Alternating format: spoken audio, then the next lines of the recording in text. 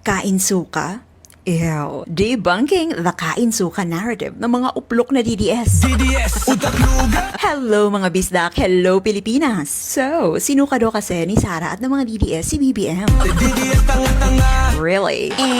Very wrong. You see, Sarah expected na pagtakba ng administrasyon ang kanyang katarantaduhan tungkol sa pera ng taong bayan. Uniteam nga, diba? Itim ang kanyang balak. Sa simula pa lang. Malamang sa alamang hindi kinaya ng admin ang lantarang pagkagarapal ni Sara Duterte. Kaya nga kating-katayan si Sara Duterte na maging defense secretary para makamkam ng bonggang-bongga ang confidential funds. Pero di siya pinagbigyan. At dahil lantara na nga ang kanyang panloloko, sige go, imbestigahan nyo yan. Hindi siya pinagtanggol. Sa madaling salita, si Sara Duterte ang sinuka. Kayong mga DDS ang sinuka. Eto, kain suka daw to. Nakipagkamay si Lenny kay BBM. Alangan naman maglaparuhay sila. Apparently, inauguration yan ng sports arena sa Sorsogon and Lenny was invited to welcome the president. And alam niyo ba kung sino ang nag-invite sa kanya? Si Bamboo. Justisya ay para lang sa mayaman. Si Jesus Cordero pala.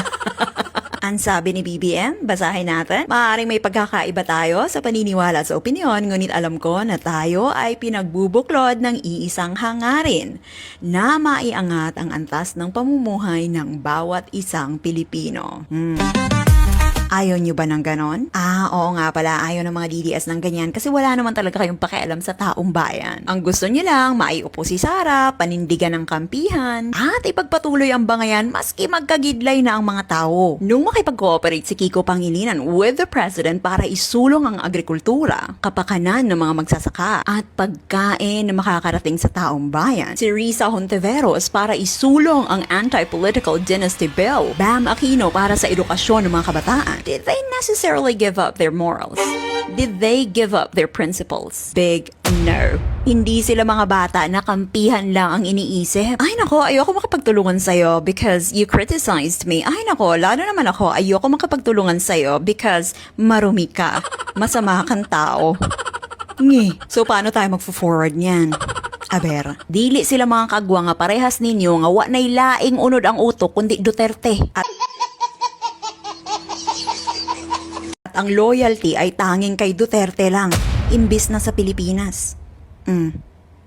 Setting aside one's pride for the sake of the Filipino people is not giving up on your moral principles. Lalong-lalong hindi kawalan ng moral clarity ang isang tabi ang kulay politika o hidwaan para sa kapakanan ng taong bayan. May tamang lugar sa pagpapanagot at may oras din sa pakikipagtulungan para sa mga mamamayan. Exactly why the kain suka narrative is wrong from the onset. Let me hear that again. Kayo ang sinuka. Kayong mga DDS ang suka.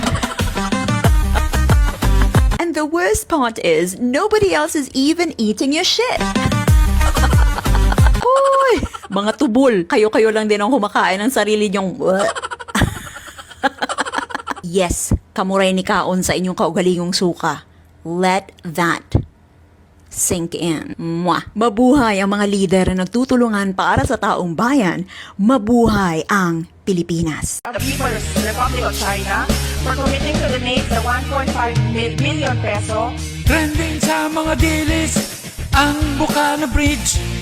Legacy daw ng kanilang tatay Diggs.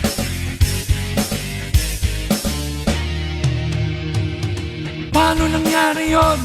Kung ito pala ay donation, ang pondo ay galing sa Inchik. Sa makatuwid, hindi Pinas ang budget, hindi ito kasama sa bil. Laki sa laway, laki sa dilis, boklocks. Laki sa laway, laki sa dilis, boklocks.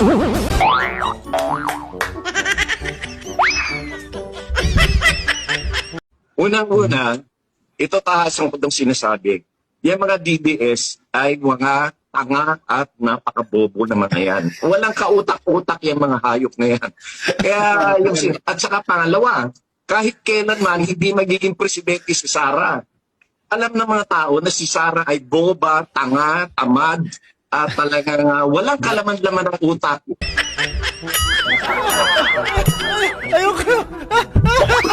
Pag nagsalita, hindi siya pwedeng magsalita nang walang binabasa. Saan ka naman makakikita na gano'n, magpe-presidente ka, lahat na lang ituturo sa'yo, lahat babasahin mo.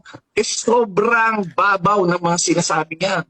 Hindi nga siya makapagsalita ng English ng diretso eh. At saka yung English niya, elementary English. Hindi man lang ba magkaroon ng talagang in-depth analysis and evaluation and comment on anything. Talagang sobrang babaw ng utak, sobrang tanga ni Sara. Si Sara Duterte ay isang tanga. Ang mga Duterte supporter ay mga tanga, mga bobo, stupido, gago, tanga. Kung hindi maaayos ni Marcos ang Pilipinas, kami na lang ang aayos. Mamadali. Ben, nahahawa na tuloy ako sa'yo. Sino ba gusto mo mag-ayos? Ikaw. Yung mukha mo nga, hindi mo maayos.